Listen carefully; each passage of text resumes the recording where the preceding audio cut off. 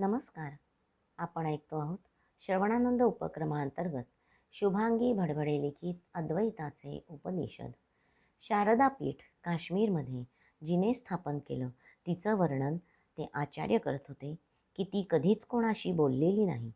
बहुधा तिला बोलता येत नसावं, परंतु आपण तिच्याबद्दल एवढं का विचारतायत?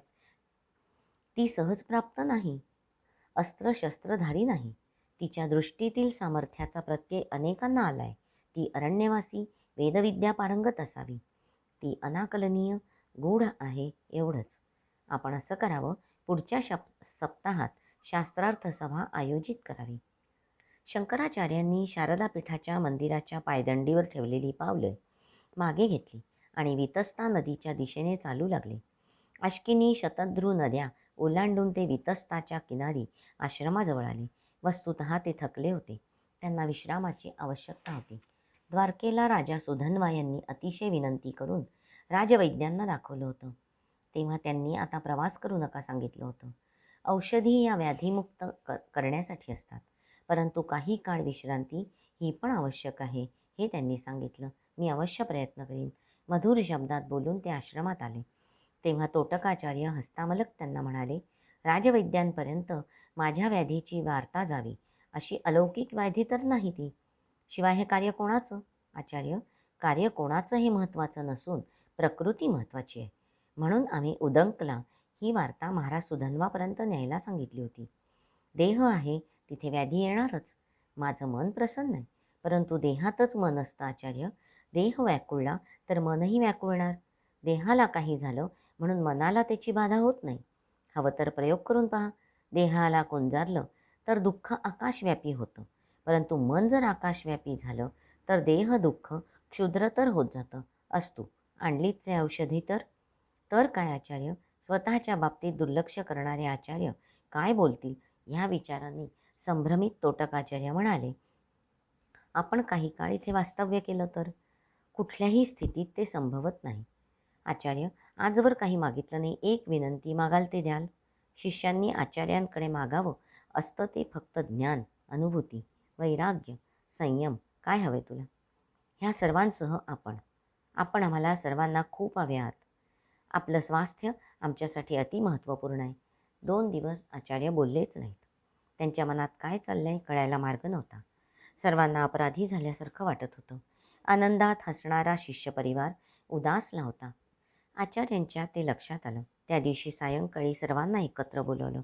वत्सांनो, मला तुमचा क्रोध नाही आलेला. मी माझ्यावरच क्रोधित होतो. कशाला ही व्याधी चिकटली मला? दुःख नाही मला चालायचंय अखेरच्या ध्येयापर्यंत. उत्तरेत एकदा धर्मध्वजा रोवली की मला मृत्यू आला तरी मी त्याचं स्वागत केलं असतं, परंतु काहीच काळ राहिला आणि मला दुःख नाही त्या व्याधीचं. माझी अवस्था तुम्हाला कळली असती तर तुम्ही इथे विश्रांती घ्या असं म्हटलं नसतं. माझ्या जीवाची संभ्रमित अवस्था आहे. तुमचं मन ऐकावं की मनाचं? मन म्हणतंय त्वरा कर, आयुष्याची पानं निष्ठुपात आहेत. दुसरं मन म्हणतंय माझ्यावर अपार स्नेह करणाऱ्या शिष्यांच्या विनंतीचा अस्वीकार करणं म्हणजे धिक्कार आहे स्वतःचा. काय करू मी? आचार्य, ह्या प्रश्नात मी तुम्हाला टाकलंय. ते का मी तुम्हाला ज्ञात आहेच. शिवाय द्वारकेनंतर लागणार मरुदेश, वालुकामय प्रदेश, जलाचा सागर, क्षितिजापर्यंत इथे वालुकामय प्रदेश, क्षितिजापर्यंत. मी साद्यंत वृत्त ऐकलंय म्हणून सांगतो आचार्य. जागोजागी मरुस्थल, जलाचा अभाव, दूरपर्यंत एकही ग्राम नाही. दिवसा आग ओकणारा सूर्य, संध्याकाळी आवरतात असलेला वालुकामय प्रदेश, रात्री गार गार गारवा घेणाऱ्या लहरी. अशा वेळी आपले कष्ट वाढलेत आणि जवळपास कुणी वैद्य नसणार. अरण्यातून बरं होतं, वनौषधी मिळतात.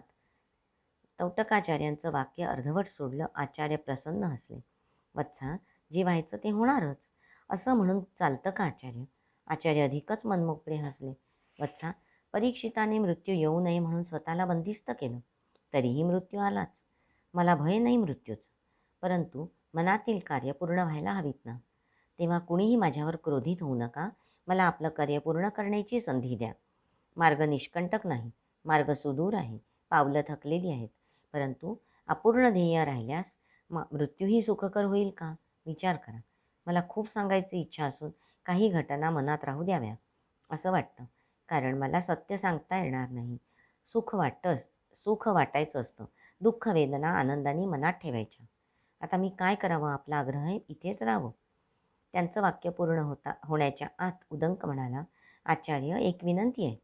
आपण सर्वांनीच प्रस्थान करावं, परंतु ज्या क्षणी आपल्याला आपल्या वेदना जाणवतील तिथे थांबायचं. नित्यनेमाने औषधी घ्यायची. प्रसंगी आमच्या स्कंधाचा आधार घ्यायचा. मान्य आहे का? सर्वात लहान असलेला उदंक त्यांना पुत्रवत होता.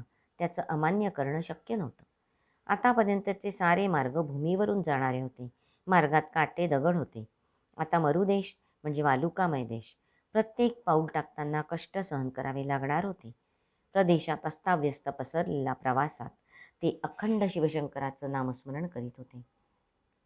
हे शिवशंकरा, तू कैलासावर निवास केलास, तू किनारी निवास केलास, परंतु अशा प्रदेशातून तू कधी गेला नाहीस.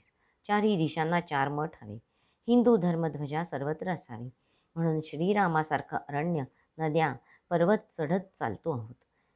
विष्णुदेवांनी श्रीकृष्ण रूपात द्वारका बसवली, परंतु त्या मरुदेशातून कोणी फिरकलं नाही. असू दे ईश्वरा, एवढंच कर की आता काश्मीरपर्यंत आम्हाला संकट येऊ देऊ नको.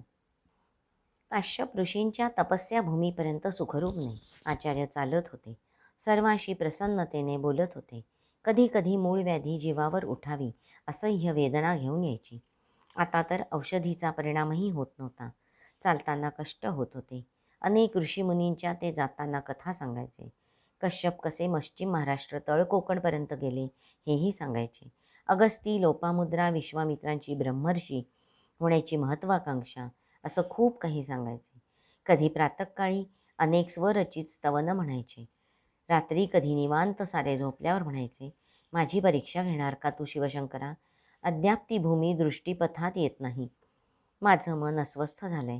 माझ्या वयाची जाणीव मी विसरलो नाही. आचार्य गौडपाद यांनी दिलेली 16 वर्ष संपत आलीत. खरं तर कांचीला जायचंय, रामेश्वरला जायचंय, गोवर्धन पीठातील माझ्या प्रिय पद्मपादला भेटायचंय. साऱ्या इच्छा मी मनाने आवरल्या आहेत. उरली एकच आस, कश्यपभूमी काश्मीरची. कशिरापर्यंत शृंखलेतील वस्तात शतद्रू अश्किती नद्यांचं रमणीय स्थान मला क्षणोक्षणी खुणावतंय. कधी कधी उदंक म्हणाला होता, आचार्य, आपण अत्यंत सात्विक आहात. कुणाचं अहित कधी पाहणार नाहीत. आपलाच एक शिष्य अभिनवगुप्त, ज्याला तुम्ही शास्त्रात पराजित केलं होतं, त्याला तारक मारक तंत्रविद्या येते. त्यांनीच हा तुमच्यावर प्रयोग केला आहे. आपला त्याच्यावर बोलण्यावर विश्वास नव्हता. परंतु स्वतःच्या औषधीने किंवा राजवैद्याच्या औषधीने जाऊ नये अशी तर ही व्याधी नव्हती. मग असं का होतंय? कदाचित त्याला झालेल्या पराभवाचं शल्य इतकं असावं की मनातून आर्त स्वरात त्यांनी शापवाणी उच्चारली असावी. शास्त्रार्थात पराजित झाल्याने तो आचार्यांचा शिष्य झाला होता. प्रवासात समवेत होता. आचार्यांनी त्याला आमंत्रित केलं होतं. अत्यंत स्नेहभावाने विचारलं होतं, कसा आहेस वत्सा? सतत कार्यात व्यग्र असल्याने माझ्या समीप सहजासहजी येत नाहीस. स्वस्थ आहेस ना? असं का विचारता आचार्य? पराभवाचं शल्य माझ्या मूळव्याधीचं तर कारण नाही ना. कारण असं ऐकिवात आहे की काश्मीरच्या लक्ष्मणाचार्यांचा तू शिष्य आहेस. अभिचार क्रिया तंत्रविद्या तुला अवगत आहे म्हणून विचारतो. असं काही नाही गुरुदेव, सत्यच बोलणार तो. माझाच अपसमज मी दूर केला, एवढंच. अभिनवगुप्त शिष्यात मिसळला. आपल्याच मनात आपण साशंक होणं योग्य नव्हे. ज्ञान विज्ञानाच्या पलीकडे असलेल्या निराकारावर श्रद्धा ठेवणारे आपण, अद्वैत सिद्धांताचा अर्थ सांगणारे पृथ्वीवरचे पथिक आपण. कधीतरी या जगतातून जाण्यासाठी निमित्त तर लागतंच. आता त्या वेदनेतही ते समाधानाने हसले. इतक्यात त्यांची सुदृढ देहयष्टी क्लांत झाली होती. तेजस्वी मुखमंडल श्रांत दिसत होतं.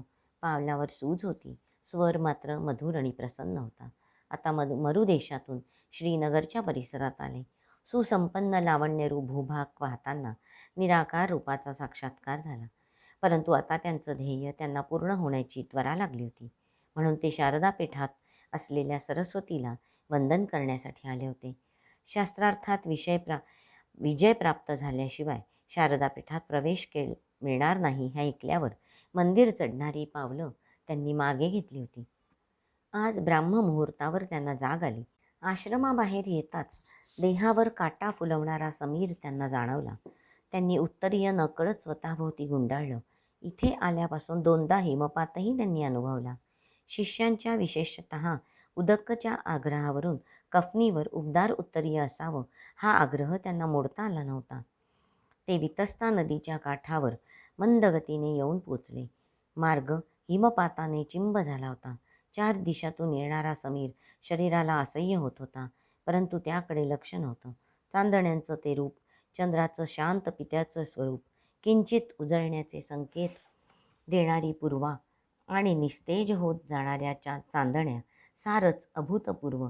सृष्टीतील आनंद अनाहत, नाद अनाहत, संपलेपणातीलही नवजीवनाची जाणीव. संपूर्ण आकाश काही वेळाने गडद केशरी रंगाने भरून आलं. एकाएकी चंद्र चांदण्या साऱ्या लुप्त झाल्या. पूर्व दिशेला एक गुहा उघडावी तसं सुवर्णमयी झालं होतं. त्या गुहेत प्रकाशाचा मार्ग दिसत होता. आता संपूर्ण आकाशाचा केशरी रंग तेथे एकवटला होता. जणू अद्भुत सृष्टीच्या जन्माचा तो सोहळा. विलक्षण भारावले. आहाहा, विलक्षण, अतिरम्य, ते स्वतःशीच उद्गारले. निराकाराचं हे दिव्य साकार रूप. ते मनोमन भारावले. स्वतःचं अस्तित्व अनिमिष दृष्टीने पाहत राहिले. कितीतरी वेळ गेला कोणास ठाऊक. प्रगाढ निद्रेतून अकस्मात जागृत व्हावं, कुणीतरी साद घातली होती. त्यांनी सर्वत्र पाहिलं, कुणी नव्हतं. तो भासही नव्हता. परमात्म्याने आत्म्याला घातलेली ती साद होती. त्यांचं मन गहिवरलं. हे परमेश्वरा, तू कोण आहेस, कसा आहेस? तुला भावना, संवेदना आहेत की नाही? खरंच तुझ्याविषयीचे माझे सारे तर्क, कुतर्क, वितर्क, विकल्प गळून पडलेत. केरळचा मी आज काश्मीरात आहे. संपूर्ण भारत भ्रमण करताना तुझी अनेक साकार रूपं पाहिली. आज तुझा जन्मोत्सव पाहिला. लक्षात आलं मी कोण, माझं अस्तित्व ह्या विराट सृष्टीत किती नगण्य, माझं कार्य या विश्वात किती नगण्य. जन्माला येताच तुझा आनंद सोहळा, तुझं झळझळतं लावण्यरूप, उपमा उपमान उत्प्रेक्षा, एकमेवा द्वितीय तू. माझ्या नगण्य असण्याची जाणीव होत असताना तुझ्या भव्यतेने मी भारावून गेलो. वत्सा शंकर, मनातून साधू म्हटली, नगण्य नाहीस तू, नगण्य कुणीच नाही. माझ्याच तेजाचे तुम्ही स्फुल्लिंग आहात. माझ्याच गुणांचे तुम्ही अंश आहात. स्वतःला चेतवून पहा. स्वतःत माझा शोध घेतला. माझं विराट रूप तुमच्यात सामावलेलं दिसेल. मी ते अनेकदा अनुभवलं, तरीही मी शून्य असल्याची जाणीव पदोपदी होते. वत्सा शंकर, ही तुझी विनम्रता आहे, केवळ विनम्रता. तू मला परिचित आहेस, मीही तुला पूर्णत्वाने परिचित आहे. तू मला शास्त्रातून शोधलं आणि मला अनेकांनी जाणून घेण्याचा प्रयत्न केला. केवळ त्यात भक्ती नव्हती, साधना नव्हती. तू माझ्या हृदयात येऊन विराजमान झाला आहेस. मी वृषाली केळकर आजच्या वाचनाचा येथे समारोप करते आहे. हरिओम तत्सत.